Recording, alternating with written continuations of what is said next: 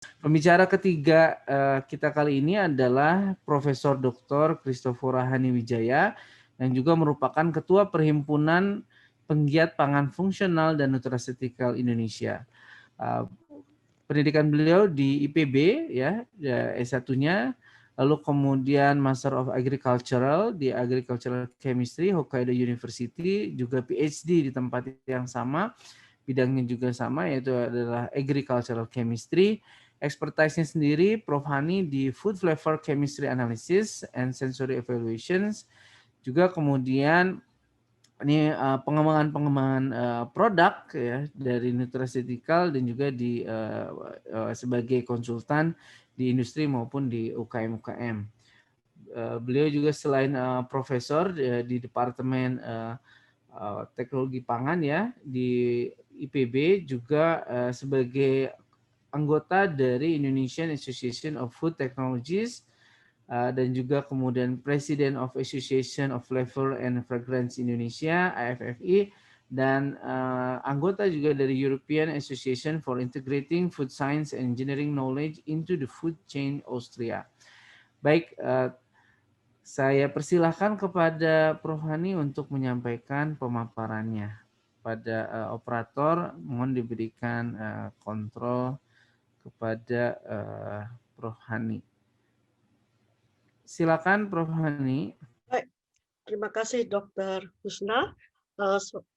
Sebagai moderator yang saya hormati. Pertama-tama selamat kepada Dr. Yusuf Abdu dan tim, Dr. Elfahmi dan tim atas diresmikannya PUIPT Nutraceutical ya setelah sekian lama, dan selamat berkarya.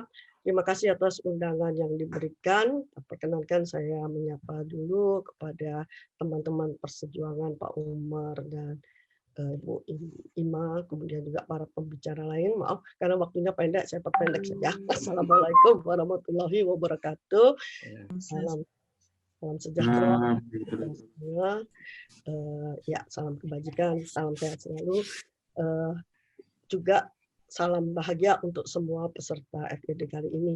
Jadi sesuai dengan tugas saya akan menyampaikan paparan yang diminta.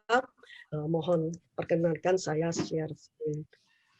Seperti halnya Pak Umar, saya juga menurut saja, saya jadi murid yang baik. Jadi disuruh menyampaikan, saya akan sampaikan. Mungkin yang menjadi masalah buat saya lupa baca karena biasanya minimal 15 menit gitu, atau 10 menit mati lampu gitu ya. Ya, jadi saya akan lebih cepat. Jadi tadi sudah disampaikan oleh Ibu Ima, untung sudah banyak ditolong. Jadi intinya awal dari kata nutraceuticals itu berawal dari hasil-hasil clinical study yang diperoleh oleh dokter-dokter di Amerika dan keluarlah yang tadi disebut sebagai nutrisi medis. Jadi kembali lagi kata kuncinya adalah nutrisi medis yang sudah disampaikan oleh Ibu kita tadi Bu Ima. Jadi kalau di dalam bahasa Indonesia nutrition itu disebutnya sebagai zat gizi atau gizi. Kalau nutrisi biasanya untuk hewan, Bu. Jadi kalau itu yang sudah disepakati oleh orang-orang di pangan.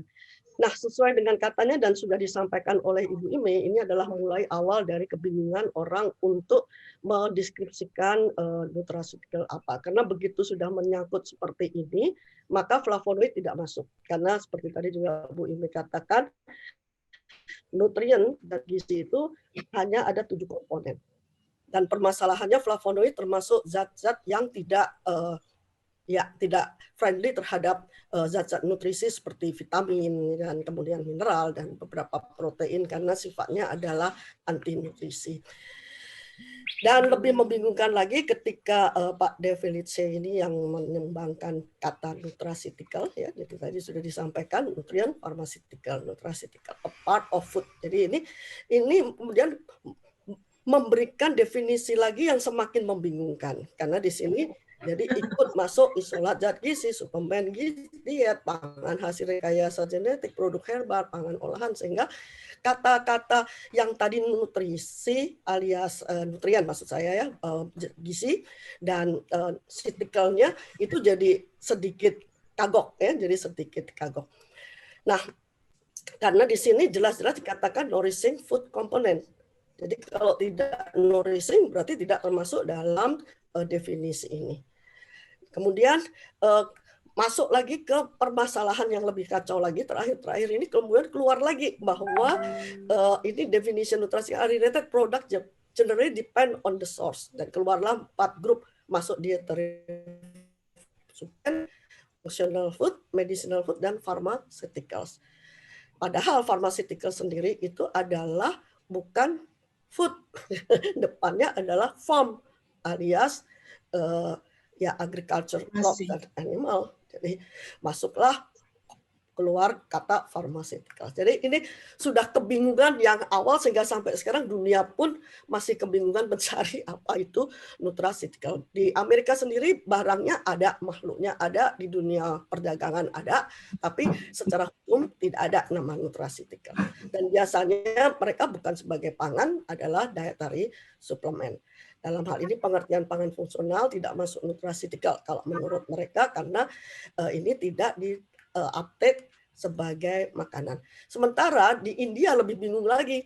Jadi mereka memasukkan nutraceuticals itu bagian kategori dari pangan fungsional. Oke. Jadi semakin membingungkan ya. Jadi itulah kondisinya kalau menurut sisi scientific. Dan mohon maaf sebelum saya lupa, perkenankan saya memang diundang sebagai ketua P3FNI, saya akan bertindak sebagai ketua P3FNI, tapi dalam hal pemaparan ini saya bukan mewakili P3FNI setunya, saya lebih pada kemampuan saya sebagai seorang peneliti di bidang nutraceuticals, karena P3FNI sendiri sedang berusaha mencari definisi yang seharusnya seperti apa. Kita sudah punya definisi, tapi mungkin akan terus berkembang. Oke, sekarang dari hasil tulisan Carla ya, Carla 2013 ini malah mengajukan untuk mendefinisikan nutraceutical dari segi hukum dengan membedakan atau memberi batasan antara pangan fungsional, nutraceutical, dan suplemen pangan. Jadi nutraceutical bisa menjadi bagian dari suplemen, bisa menjadi bagian dari pangan fungsional. Tapi bukan berarti pangan fungsional adalah nutraceutical. Karena di dalam pangan fungsional itu bisa saja yang menjadi komponen aktif bukan dari kelompok nutraceutical. Misalnya saja CO2, kemudian mikroba, dan berbagai senyawa aktif yang memang bukan turunan dari ketujuh komponen zat gizi itu ataupun dari pangan. Nah, mari kita lihat dulu yang tadi pangan fungsional itu apa sih. Kadang-kadang sering orang bingung antara pangan fungsional dan nutraceutical dan sering mempergantikan istilah ini.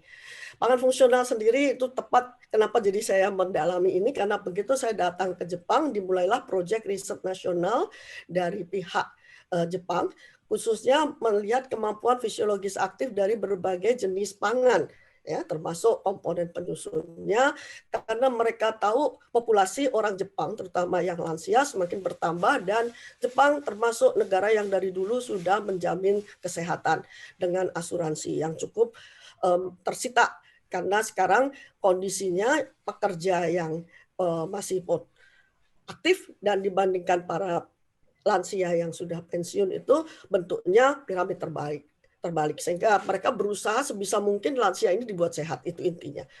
Dan baru tahun 91 itu istilah FOSHU diluncurkan. Saat ini Jepang juga sudah berusaha sebisa mungkin untuk mewadahi quote and quote nutraceutical versi Amerika tadi ke dalam aturannya. Walaupun bilangnya bukan food, mereka tetap komit bahwa food harus ada kriteria fungsi food. Nah, ini adalah lambang yang dikeluarkan. Tapi menarik untuk kita ketahui, untuk aturan di Jepang itu, walaupun kita boleh mengklaim, tidak perlu harus menggunakan ini. Tapi intinya yang mengklaim tetap produsennya harus bertanggung jawab terhadap apa yang tadi diminta oleh Ibu Ima, tidak berbahaya dan memberikan hasil. Jadi kalau mereka tidak mendaftar ini, ya tidak menggunakan lambang ini, tidak perlu mendaftar sebagai FOSHU, tapi mereka tetap boleh mengklaim. Ini adalah ya kalau dilihat di sini, sorry gambarnya kurang ini, prebiotik pertama yang menjadi pangan fungsional pertama juga di Jepang. Jadi intinya adalah meningkatkan serat, karena setahu saya selama lebih dari 5 tahun tinggal di sana, masalah utama itu orang suka berlama-lama di toilet, entah karena toiletnya bersih atau memang punya kesulitan dari segi perubahan pangan yang dulunya kaya serat, kemudian banyak pangan-pangan yang lebih praktis dan lebih enak. Dan itu sebabnya diperlukan bantuan supaya lebih lancar, itu intinya. Ya, ini saya tadi baru cerita, saya baru sadar saya tuh pernah menulis ini kira-kira 15 tahun yang lalu atau 13 tahun yang lalu. Ya, dan ini adalah definisi yang sampai sekarang masih ada ya. Jadi kembali lagi definisi pangan fungsional yang masih ada saat ini dan sudah mulai dilirik ya untuk digunakan di European Commission ya FUFOSE ya, in Functional Food Science in Europe. Jadi ini yang tadi sudah saya sampaikan, waktunya cepat sekali sudah. Ini mungkin jadi intinya bahwa kalau di pangan fungsional itu semua harus dalam bentuk pangan. Jadi harus memenuhi syarat, satu bernutrisi, kedua memberikan kemampuan palatability, sensori dan lain-lain, ketiga itu harus mempunyai tadi. Dan kalau di nutraceutical itu harus hanya untuk mengatasi masalah penyakit, pangan fungsional lebih luas. Tidak harus penyakit, tidak harus mencegah penyakit. Bisa juga untuk fungsional lain yang intinya bergeser sedikit. Jadi ini beberapa contoh. Jadi minuman bersoda ini sekarang, iya, fungsional. Kalau kita di sini masih bingung dengan minuman bersoda itu tidak baik untuk tubuh, di Jepang sudah dipakai sebagai salah satu pangan fungsional untuk menjaga kestabilan lemak ya, lemak di dalam darah ya, di dalam maksud saya di ini apa vena atau ya di itu sampai lupa bahasa Indonesia. Kemudian memang banyak sekali yang tadi disebut Ibu kita ya untuk nutraceuticals-nya. Jadi ada zat besi ya, kemudian juga vitamin C, vitamin A dan seterusnya. Dan ini sudah diikuti banyak oleh industri yang di luar, di Jepang juga ya, dengan misalnya Kellogg's atau grup-grup besar lainnya. Bahkan kita bisa menemukan mie instan yang dianggap sebagai nutraceuticals, kontennya bagus ya, sehingga bisa menjadi pangan fungsional. Ukong itu yang produk ini apa namanya umbi-umbian. Jadi ada kunyit dan sebagainya. Dan yang menarik sekarang itu adalah adanya produk baru yang tadi juga disebut oleh Ibu kita. Jadi dia bukan untuk mencegah penyakit, bukan untuk mengobati apalagi, tapi lebih memberikan ini stres ya. Jadi mereka sudah mulai masuk ke stres. Jadi termasuk misalnya nanti ada kita akan bincang lagi. Tapi yang jelas ini contoh-contoh yang ada, saya sendiri juga masih bingung ini nanti masuk kemana. Tapi yang pastinya sekarang teman-teman kita di dunia itu sudah melihat functional food bukan hanya healthiness saja, tapi lebih ke fitness. Jadi tidak hanya physically, tapi mentally, ya tidak body, mind, dan physiological ke psychological. Sehingga tidak aneh nanti keluar juga banyak. Nah ini yang tadi kalau kecantikan namanya bukan nutraceutical jadi cosmeceutical ya, atau dibalik nutrikosmetik misalnya. Karena ini sudah mulai banyak juga, terutama apalagi kalau kita pergi ke arah Korea. Jadi komponen-komponen aktifnya itu lebih ke arah seperti ini. Jadi anti-aging mechanism, decrease the oxidative stress ya, jadi itu sehingga kulit kita jadi lebih ya sekarang kan sering ada istilah apa ya berbinar begitu ya intinya itu. Dan ini juga bukan penyakit, yang jelas ini kolagen ini juga lebih kepada minuman ke arah kecantikan. Dan inilah salah satu contoh pharmaceutical yang sudah banyak dikembangkan di Jepang. Jadi ini jenis onion yang bisa dimakan dengan nikmat karena tidak pedas ya, dan banyak flavonoidnya dan juga mempunyai apa istilahnya warna yang cantik karena antosiannya tinggi dan seterusnya. Jadi ini buat saya sih ini pharmaceuticals tapi juga bisa nutraceuticals karena komponen nutrisinya juga memberikan kalau flavonoidnya dianggap nutrisi juga jadi bukan hanya zat gizi 7 komponen dan sekaligus functional food karena ini banyak dipakai dimakan langsung untuk salad dan seterusnya. Ya, ini salah satu yang membuat saya juga bingung. Jadi ini nutraceuticals atau bukan? Karena kalau dibilang nutraceutical ada kumis kucing yang bukan pangan sebetulnya. Jadi sekarang banyak kita pakai sebagai obat tradisional. Jadi sementara saya hanya ingin menyampaikan definisi ini yang kita pakai di P3FNI. Jadi produk isolated or purified from food that is generally sold in medicinal form, not usually associated with food. A nutraceutical is demonstrated to have a physiological benefit and provide protection against chronic disease. Jadi kalau pangan fungsional kita mengandung ini, ya berarti dia mengandung nutraceuticals. Dan kalau pangan fungsionalnya sendiri, ini yang tertulis di anggaran dasar P3FNI, tapi kemarin berdasarkan FGD akhirnya kita sampaikan definisi yang sudah